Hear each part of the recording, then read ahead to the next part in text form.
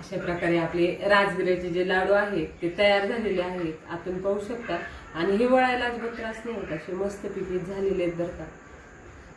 तर तुम्ही देखील ह्या वर्षीच्या आषाढी एकादशीला नक्की हे लाडू करून बघा. अगदी सहज सोपे आणि शिवाय अगदी बिगर लाह्या पाडता केलेले, खूप थोड्या वेळात छान असे नाश्त्यासाठी मस्त पदार्थ आहे. नाही ना खाल्ले तुम्ही असे बिगर लाह्या पाडता राजगिऱ्याचे लाडू, करा आता घ्या करायला. बरं काय करायचं, एक वाटी राजगिरा घ्यायचा, घ्या मिक्सरला दळून घ्या, नाही ते गिरणीतून दळून आणा. दळला का चालेल. चला आता घ्या सुजीची चाळणी, चाळून घ्यायचा. आता मी चाळला नाही, मिक्सरच्या भांड्यात खूप छान बारीक झालेला होता, त्यामुळे चाळून घ्यायचा. आता चिमूटभर मीठ घाला, घातलं का घ्या दूध आणि घ्या मळून बरं असा चांगला ते कणिक तिंबल्यासारखं घ्या तिंबून. हा उंडा मिळायला ना 2 ते 3 मिनिटं लय झाले बरं का, लय खेळत नाही बसायचं, पण अगदी पातळ पाणी सुद्धा नाही करायचं. छान असं भाकर तिंबत ना तसं उंडा मळून घ्यायचा. आणि याला आता झाकून ठेवायचं. तुम्हाला माहिती आहे का, राजगिऱ्यामध्ये भरपूर प्रमाणात प्रथिने आहेत, त्याचा फायदा आपल्या शरीराला 100% होतो. अमिनो ऍसिड नावाचे जे 9 प्रकारचे त्यात ऍसिड असतात, ते संपूर्ण ऍसिड जे आहेत हे फक्त राजगिऱ्यात आहेत. त्यामुळे राजगिऱ्याला धान्यांचा राजा देखील असे म्हटलं जातं. आता एक तवा तापायला ठेवायचा. आता हे पीठ आपण 20 ते 25 मिनिटं भिजायला ठेवलं होतं.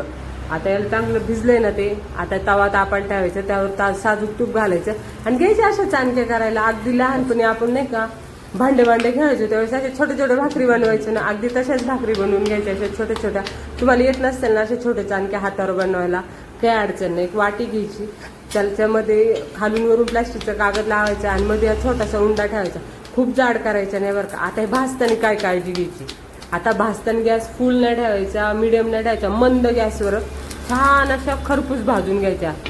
खरपूस म्हणले बरं का, मी जाळायच्या म्हणले नाही. अशा मस्त छान खरपूस भाजून घेतल्या का या चाणक्या दोन्ही बाजूनी भाजून घ्यायच्या. उलथण्याने दाबून दाबून जिथला पार्ट भाजला नाही ना तिथला संपूर्ण शेकून घ्यायच्या. अशा सर्व चाणक्या शेकायला त्याला थोडासा वेळ लागतो बरं का, त्या व्यतिरिक्त वेळ कसलाच लागत नाही.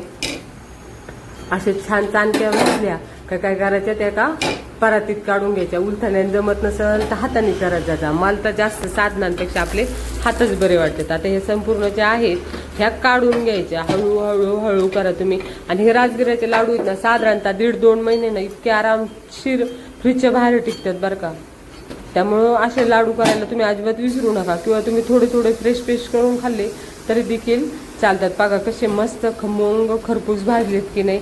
ह्यांचा जो सुगंध येतो ना भाजतानाचा, तेव्हाच ते लाडू खाऊशे वाटते, इतके छान वास येतो त्यांचा. असं राजगिऱ्याला अशी स्वतःची अशी कोणती चव नाही बरं का, म्हणजे तो आंबट नाही तुरट नाही असा नाही. त्याच्यामुळे आता ह्याच्यात आपण तिखट जरी टाकलं तरी छान लागतो, साखर टाकली तरी देखील छान लागतो. आता ह्या चाणक्या ज्या आहेत ह्या बारीक करून घ्यायच्या, मिक्सरवरच करू. आता हाताने करायचा फार कंटाळा आलाय आणि साधनं असल्यावर त्याचा फायदा घेतलाच पाहिजे. त्यानंतर आता काजू बदाम तुम्हाला जे आवडतात ते ड्रायफ्रूट्स घाला, किंवा नाही घातले तरी देखील चालतात. आता हे काय करायचं, मिक्सरला बारीक करून घ्यायचं. आता ह्याच्यात चवीला काहीतरी घालावं लागेल की नाही, मग आता ह्यात काय घालायची, मस्त अशी विलायची घालायची आणि चव आणण्यासाठी गुळीला गूळ घालून घ्यायचं. आता गूळ घातल्यानंतर देखील पुन्हा एकदा मिक्सरलाही आपण फिरून घेणार आहे. घातला का गूळ घातला, चला तर मिक्सरला फिरून घेतलं.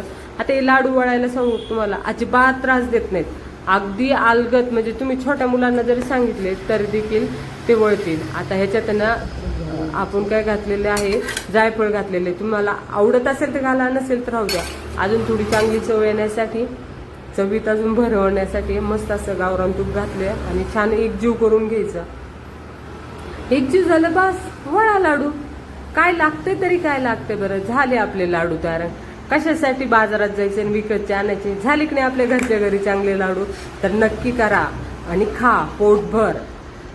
असं छान मस्त घरचं खायचं आणि व्हिडिओला लाईक करायचं आणि हो चॅनलला देखील सबस्क्राईब करायचं बरं का.